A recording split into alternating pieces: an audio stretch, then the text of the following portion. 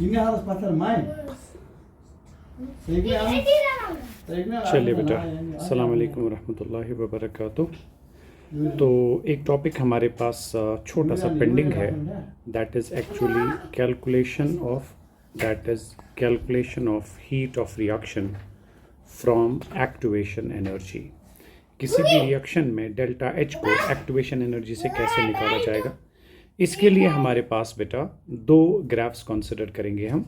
One is the energy versus reaction progress for exothermic reaction, and the other one is the same graph, energy versus reaction progress, मगर ये वाला graph जो होगा बेटा ये endothermic के लिए, ठीक है।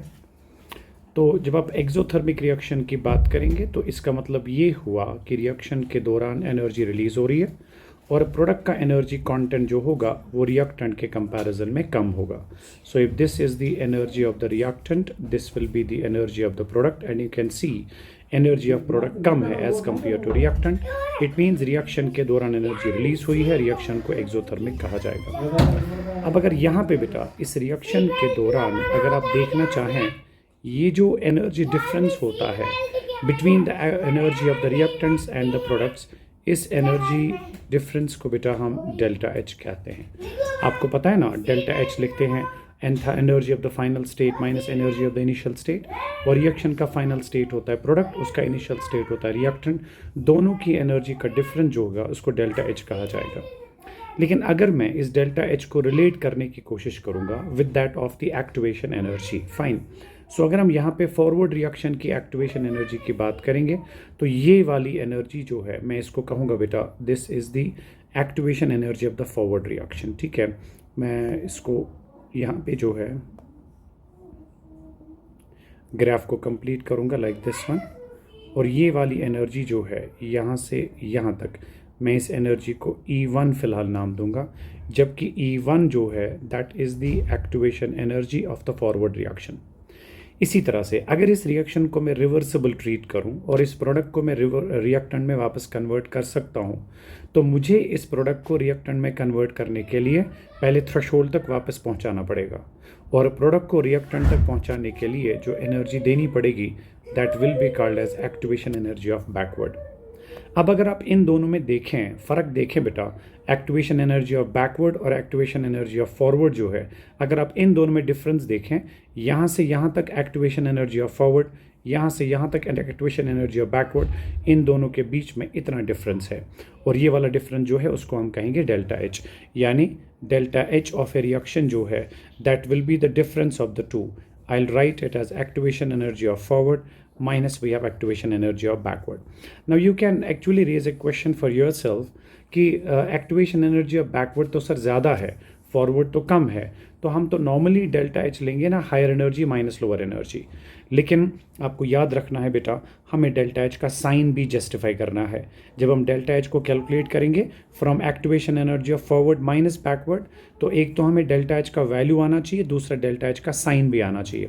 क्योंकि एक्सोथर्मिक रिएक्शंस के लिए डेल्टा एच नेगेटिव हुआ करता है, तो वो तभी नेगेटिव होगा when you will take it as activation energy of forward minus we have activation energy of backward reaction, fine. क्योंकि फॉरवर्ड कम है, आप देख सकते हैं फॉरवर्ड कम है, बैकवर्ड ज़्यादा है, तो जब आप फॉरवर्ड माइनस बैकवर्ड लेंगे बेटा तब जाके डेल्टा एच आपके पास नेगेटिव आएगा, and that will justify that the reaction is exothermic. बिल्कुल इसी तरह का ग्राफ जो है एंडोथर्मिक रिएक्शन के लिए है, जहाँ पे आपके पास फाइनल स्टेट में यानी कि प्रोडक्ट की एनर्जी जो है वो रिएक्टेंट के कंपैरिजन में ज़्यादा होती है। तो यहाँ पे अगर आप देखें, ये जो एनर्जी होती है from energy average energy of the reactant up to the energy of the transition state, इस एनर्जी को आपको पता है बेटा, इसको आपने थ्रेशोल्ड का नाम दिया था, लेकिन इसको यहाँ तक एवरेज एनर्जी से थ्रेशोल्ड तक पहुँचाने के लिए जो एनर्जी लगती है उसको आपने एक्टिवेशन एनर्जी का नाम दिया। Again this will be called as activation energy of forward. लेकिन अगर आप इस रिएक्शन को बैकवर्ड डायरेक्शन में कैरी आउट करना चाहें, आपने बेटा प्रोडक्ट को वापस ट्रांजिशन स्टेट तक पहुँचाना पड़ेगा, और जो एनर्जी लगेगी that will be called as activation energy of backward. And one more thing which you can understand is कि ये जो प्रोडक्ट और रिएक्टेंट के बीच की एनर्जी का डिफरेंस है, इस डिफरेंस को हम डेल्टा एच के नाम से जानेंगे। तो इस बारी फिर से this much is the activation energy of forward, this much is the activation energy of backward. इन दोनों में जो डिफरेंस है दैट्स बेसिकली डेल्टा एच। तो डेल्टा एच जो इस बारी होगा, I will again take it as activation energy of forward minus we of activation energy of backward, क्योंकि आपको पता है एंडोथर्मिक रिएक्शंस में डेल्टा एच पॉजिटिव हुआ करता है। So if this is the activation energy of forward and this is the activation energy of backward, चूंकि forward ज़्यादा है as compare to backward, so delta H को पॉजिटिव होने के लिए it has to be forward minus backward.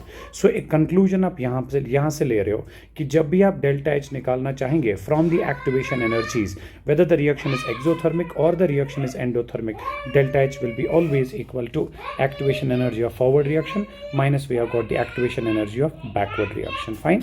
तो ये चीज़ ध्यान में रखिएगा कि कंक्लूजन जो हमारे पास है related to the calculation of enthalpy change from the activation energy data, that is delta H is always equal to activation energy of forward minus we have got the activation energy of backward. ये equation जहन में रखिएगा बेटा, इस पे आपको जो है डिफरेंट क्वेश्चन सॉल्व करने पड़ सकते हैं। ठीक है। एक और चीज़ जो यहाँ पे हम मेंशन करेंगे, that's actually called as Maxwell Boltzmann distribution curve. That's called as Maxwell Boltzmann distribution curve. ये दोनों चीज़ें जो हैं ये थोड़ी सी एडिशनल चीज़ें हैं। ठीक है। Maxwell Boltzmann distribution curve. ठीक है। ये डिस्ट्रीब्यूशन कर्व क्या है? ये असल में एक ग्राफ है between the fraction of molecules, because number of molecules divided by total number of molecules, okay, fraction of molecules, this is versus the kinetic energy of particles। ठीक है। तो अगर इस ग्राफ की बात करेंगे एट एनी टेम्परेचर, ये graph जो है बेटा ये इस तरह का वेरिएशन दिखाता है। तो ये ग्राफ आपसे कहता है कि अगर आप किसी भी टेम्परेचर पे, for example this curve is at temperature suppose T1, किसी भी टेम्परेचर पे अगर आप लोअर काइनेटिक एनर्जी वाले मॉलिक्यूल्स का फ्रैक्शन देखेंगे वो बहुत कम होता है। अगर आप थोड़ा सा उससे हायर काइनेटिक एनर्जी वाले मॉलिक्यूल्स का फ्रैक्शन देखेंगे वो उससे थोड़ा सा ज़्यादा होता है। अगर आप बहुत ही ज़्यादा काइनेटिक एनर्जी वाले मॉलिक्यूल्स का फ्रैक्शन देखेंगे वो बहुत ही कम होता है। और आपके पास बेटा एक एवरेज काइनेटिक एनर्जी जो है, ठीक है, which is neither too high nor too low, एक एवरेज काइनेटिक एनर्जी जो है बेटा that is being possessed by the maximum fraction of molecules. The kinetic energy possessed by the maximum fraction of molecules, इसको कहते हैं most probable kinetic energy. इसको कहेंगे बेटा मोस्ट प्रोबेबल काइनेटिक एनर्जी, जो ये वाला वैल्यू है। ठीक है। Most probable kinetic energy I will write it as MPKE, most probable kinetic energy आपकी ये बनती है। ठीक है। सो जब भी आप फ्रैक्शन ऑफ मॉलिक्यूल्स की बात करेंगे, सो टोटल में से कुछ मॉलिक्यूल्स ऐसे होते हैं जिनकी काइनेटिक एनर्जी बहुत कम होती है लेकिन उनका फ्रैक्शन बहुत कम होता है। जिन मॉलिक्यूल्स की काइनेटिक एनर्जी थोड़ी सी ज़्यादा होती है उनका फ्रैक्शन हायर होता है। जिन मॉलिक्यूल्स की काइनेटिक एनर्जी बहुत ज़्यादा होती है उनका फ्रैक्शन बहुत कम होता है। But there is some intermediate kinetic energy which is being possessed by the maximum fraction of molecules. The kinetic energy possessed by the maximum fraction of molecule जो है उसको कहते हैं मोस्ट प्रोबेबल काइनेटिक एनर्जी। ठीक है। तो ये चीज़ आप जहन में रखिएगा। Now what happens is that temperature बढ़ाने से रेट ऑफ रिएक्शन कैसे बढ़ता है बेटा, उस चीज़ को Maxwell Boltzmann distribution curve easily explain करता है। मैक्सवेल बोल्ट्जमैन डिस्ट्रीब्यूशन कर्व के हिसाब से अगर आप फ्रैक्शन ऑफ मॉलिक्यूल्स को प्लॉट करते हैं as a function of kinetic energy of particles, तो लोअर टेम्परेचर पे अगर आपकी कर्व इस तरह की है, टेम्परेचर बढ़ाने के बाद कर्व जो है बेटा वो इस तरह की आ जाती है।